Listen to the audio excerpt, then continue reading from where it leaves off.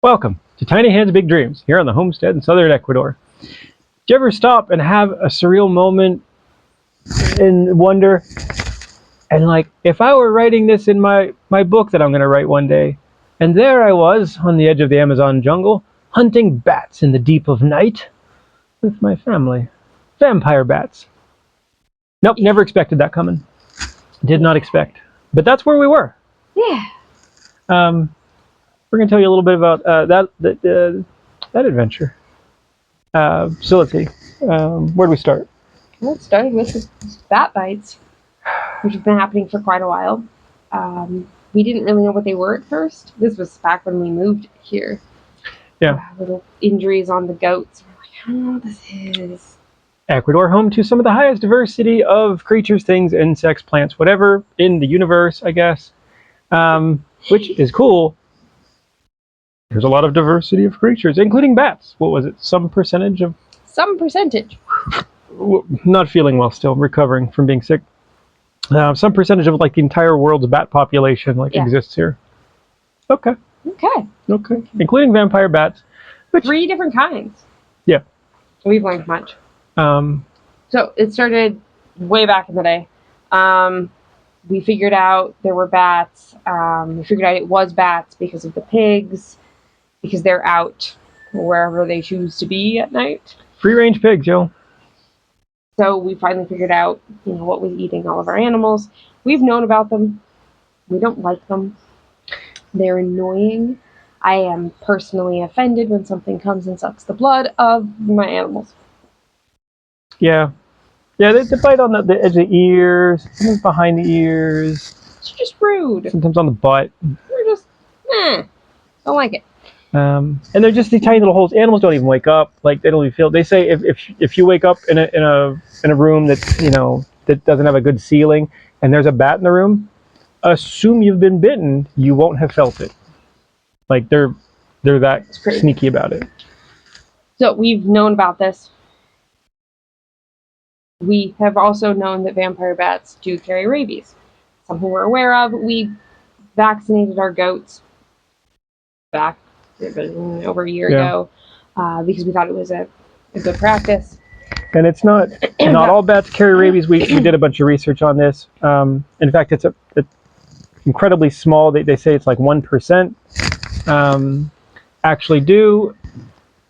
However, always possibilities. While there's been a bunch of bites, things, something, and nothing's happened, that doesn't mean that it will always be safe. So this kind of came to the forefront of our minds because we had a pig that got injured, and in the process of trying to figure out what was wrong with him, which we really think was just an injury, we also went back to, well, it could be rabies. It could always be.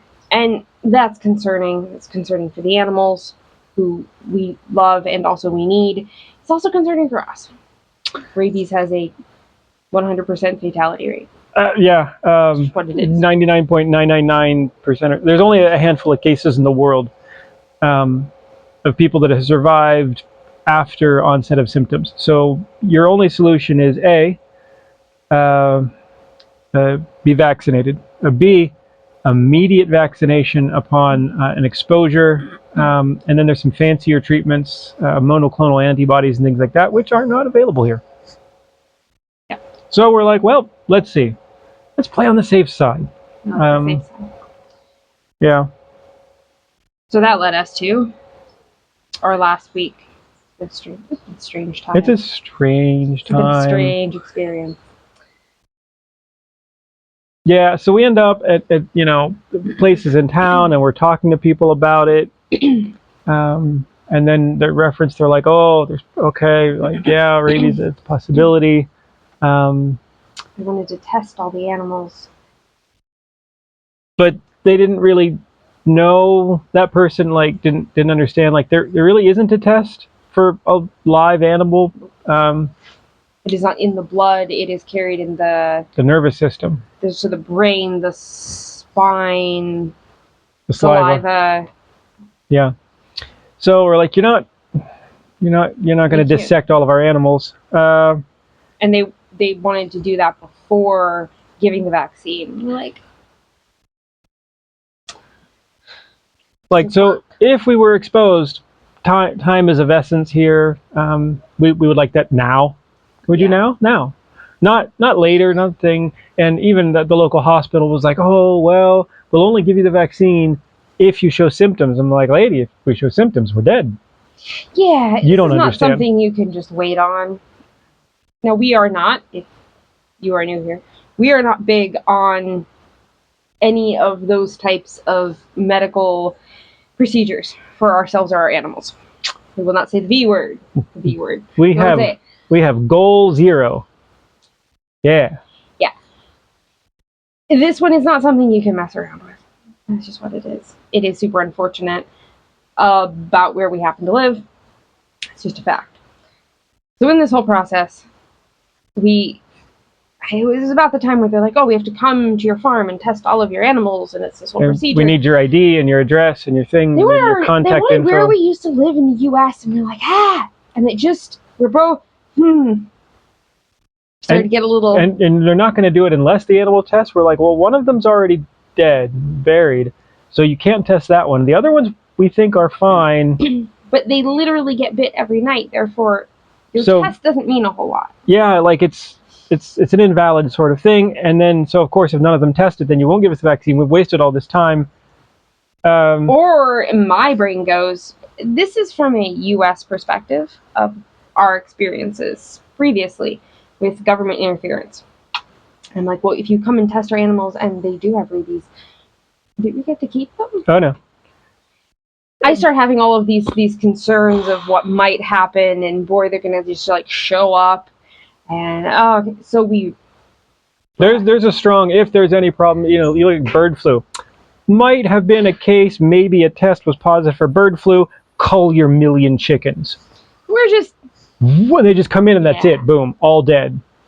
Government orders things, and we've seen like this happens. So as soon as they wanted to document this in a larger governmental oversight way, from the life experience that we have had previously, we opted to leave. We booked it. Literally just left, which was perhaps not the right choice. We're just trying to make the right choices for ourselves here. And then it was that night, exactly what I expected to happen. So we're the only gringos around. There's no way they're not going to figure out where we live anyway. The little woman that runs the clinic, little old Ecuadorian lady. Yeah, I knew she knew us because she had come out when they were doing like their rounds into all like the little valleys and things. And they say, hey, if you need anything, there's free medical care, free dental care, free whatever. And they'd done the rounds. I'm like, we're great, but thanks. She remembered where we lived. So truck shows up late at night, honking. We're like, dang it. Dude jumps out, government stickers on the thing. I'm like, it's all bad. It's all bad. It's going bad. And he's like, oh, blah, blah, blah. I don't even know what he said. And I'm like, nope, we're all good. Nope, todo bien. Buen salud, good health. Yep, thanks, bye. And he's like, we're trying to put the worms back. And he's like, I'm a veterinarian. I'm like, oh, thanks, no. Don't have any animals here. Everybody's healthy. No, thank you. No, thank you. No, thank you. And this goes on for a few minutes. And then finally, and he's like, no, I just want to help. I just want to help. There's a meme, I think it was Reagan that said it. There's nothing scarier to an American than saying the phrase, I'm with the government and I'm here to help. Which is the most terrifying thing that you can imagine. That's put you on a list and a thing, and people are going to show up, or like Child Protective Services, they're going to be involved in your life and do stupid things. And it's not we have help. Opened the worst can of worms. None of it is ever help. Panic. Oh God. So finally he's like, no, I just wanted this, that. He's like, we want to help control the bats. He goes, I bring nets, all this. Which I'm like, well, okay. I mean, we don't want the bats. We want the bats. But also... And he's like, we want to vaccinate the animals and something. And he goes, no, there's no test. I just look at them. Or like... He was clearly more well-informed and understanding about the whole process. He's a very passionate and intelligent human being. And it's his job to take care of animal health in the province. So we talked for quite a while. And I'm like, okay, well, you're here. Okay, so I started talking to him like, yeah, there's something, and then, like we looked at the animals, talked about the bats, and he goes, well, there has been some cases of rabies, within. He said 2 kilometers. Yeah, within some distances. Another one was 30 kilometers away. Like, okay, so that means we're not crazy. There really is, because you have vampire bats does not mean that rabies. There's a lot of colonies of vampire bats. But that means that there is rabies in the area in some of the colonies. There is. And if it's in some of the colonies, it can then spread to all of the colonies because food sources. And it's massive. And he goes, look, I don't even need like your IDs, your things. He goes, I just want to come and help. You sure? He's like, yep, not a problem. And he's like, but if I at least had your names, then I could file the report, and then I could get like the vaccines for all your animals, and I'll come and vaccinate them. Like, no charge. I'll just do it, and I'll show up, and we'll catch some bats. Oh, okay. It sounds pretty good. Okay. Not used to the government actually trying to be non-invasive and helpful. Like actually, truly helpful. And not just an absolute nightmare. I need to move away and change my name. So we were both just kind of shocked by the turn of events. Was not what I expected, which is good because what I expected was terrible. We had poor expectations. We've had strangely positive experiences with the government here. Yeah. Is this normal outside of the U.S.? Is this just here? Is this? Or we just get lucky? I don't know. We don't know. So we set a date. He has to have no moon, no light. They can't see the nets when there's no moon. Okay. Nice and dark. Yeah, the man's. I think he's got like a PhD or something in zoology. Like he's good at what he does. He's a veterinarian. He's a pathologist. So he comes back yesterday, and he brings all the stuff, and he brings vaccines and a huge pile of syringes, and I'm like, look, I know like you have to do this and something, but our animals are super personal to us. They trust us. Yeah. They won't freak out with us. Can you just give it to us and let us vaccinate them? And he goes, yeah. He gives us. Again, things that we would not expect in the U.S. of like, no, I have to do it. It's a procedure. You can't even walk in your mechanic's shop in the U.S. anymore. There's no insurance, and there's a line, and there's a procedure and a thing, and you can't do it. He's like, yeah, like that's fine. You go ahead and you do it. I'll, as long as you say you're going to do it. I'm like, yeah, just okay. So he not only gave like all of it. Sure. All free of charge. He gave us the vaccine for the amount of animals we said we had. Plus a few more. Plus more just in case something silly happens. He gave us just handfuls of syringes and needles and all the things. He gave us a fancy, I don't know what to call it.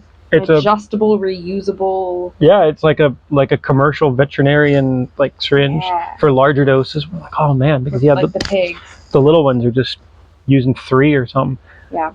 But then he comes out, and we talk about that. We go over stuff, and he goes, okay, let's set up the nets. Okay. So we have no idea what to expect with this. No. So we go down to his truck. He's got a giant bundle of poles, well-loved aluminum poles, and a whole bunch of mist nets that are made for catching bats. Specialty kind of item. So he goes, okay, well, we're going to set up around the pig because if they're going after the pig, that's what we're going to come after. So we're going to set up 4 nets around, and then we'll come back every half an hour. Okay. So we got that all set up. So we helped him. We set it up. It was a beautiful night. Oh, and it had been raining all day, and I'm like, this is going to work out. This is going to be horrible, and the bats aren't going to be out as much because it cleared up. And because there was no moon, stars were. It was an absolutely beautiful night. It was a beautiful night for an outdoor activity.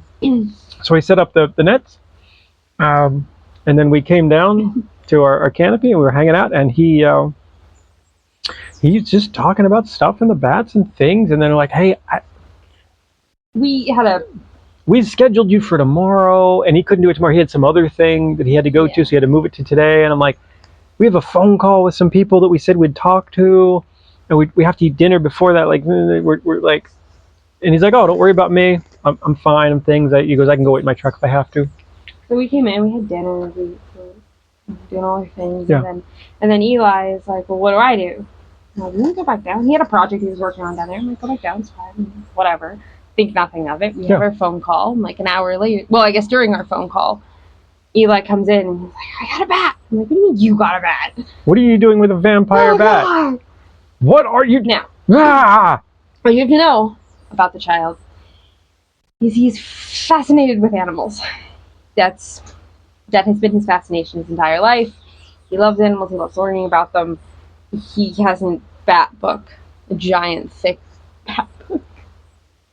I do not enjoy. He's a strange child. So it turns out that... And that was like his choice of like, it wasn't... It was his money. He bought it with his money. Like he wanted a book on bats.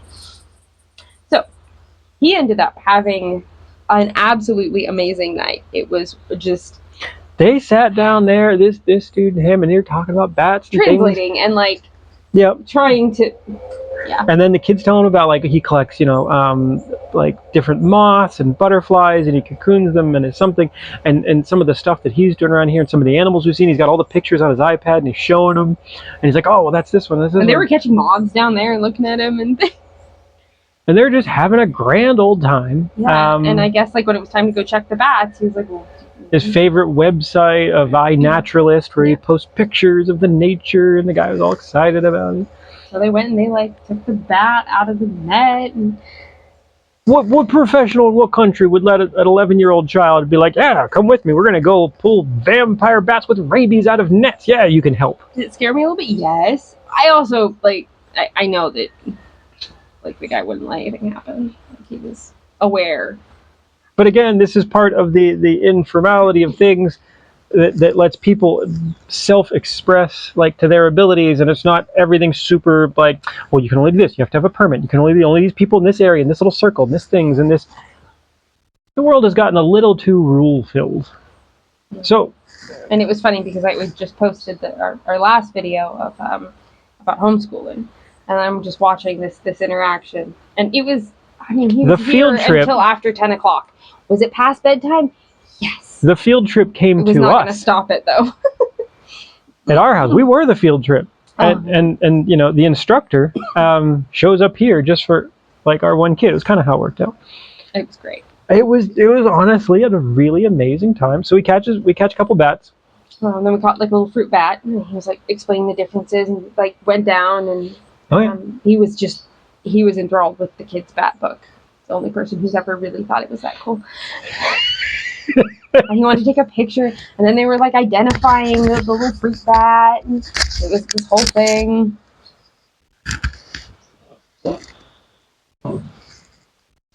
That's an angry wasp. I did that. Yeah. So what kind of fruit bat it was, and some of the other ones that he's seen around here, and their behavior. All this bat, this one will bite the legs of chickens if you don't put them in like coops with full things. Like okay. Yeah. So there we were, standing in a field in southern Ecuador, catching vampire bats. Well, in what world do you ever imagine this happening? I grew up in a suburb in California. Like, what? Yeah. Oh, boy. So anyway, the bats that we catch, one goes to a lab. They're going to see if there was rabies present in the colony with that one. And then the other one, you smear it with a paste that's a poison. And they fly back to their home, and they rub it amongst all their friends, and they die. Yep.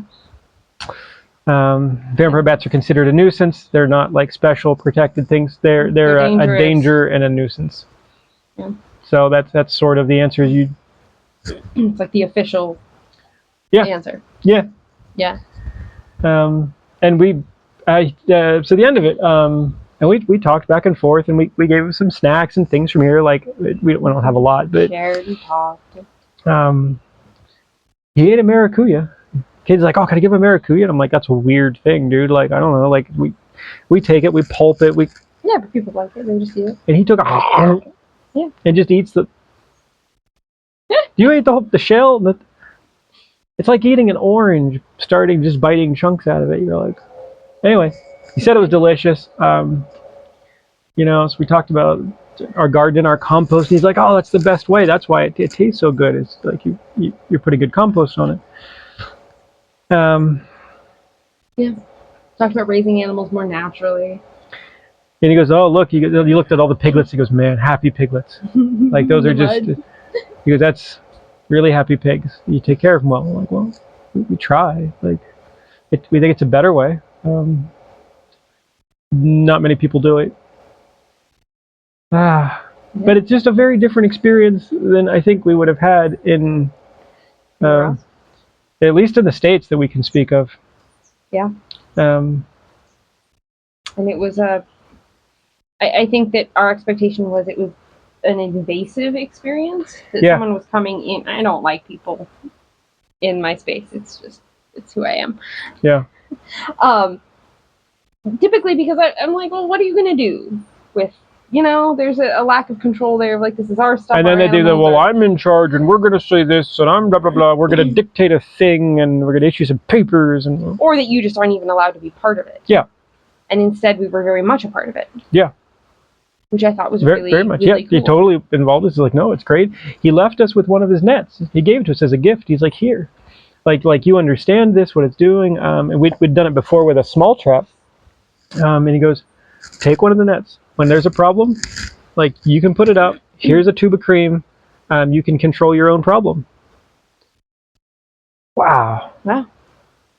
Thank you. We will now be part of the solution of which is a problem for the entire neighborhood, for the whole area. Like, we will be part of this, part of the solution and the answer. And I'm happy to do it. Yeah. Happy to take part and help out my neighbors, whose cows get bit all the time. Like, they spray them with a weird disinfectant that smells real strong, that has such a strong odor the bats avoid them. Can't be good for the cows. But it is not good for the cows. It is really harsh on their skin and their systems. Yeah. So it was just quite the interesting experience. It was a bit of a roller coaster of emotions and like, oh gosh, what have we done? And it all turned out really good in the end. He's invited us out to like his house to talk to him in the future, and like he just thought we were interesting people, and we liked him as a person. We're like, well, that's, if we ever get up that way, gosh, sure. You meet the nicest people sometimes. Yeah, sometimes in the strangest places and situations. I would not have expected, but here we are. Yeah. The adventures of gringos in rural Ecuador. Oh boy. Oh boy. All right. They continue. Subscribe if you haven't. We have other cool videos coming up. We have a big house update we got to get done here in the near future. We have I don't know, something else. Yeah, we've had a lull. We all just got sick with something. We're still recovering. I'm still slow. Yeah, we're just slowly trying to get back to normal. Yeah, but that's what it is. Yeah. Well, thanks for watching. See you for the next one.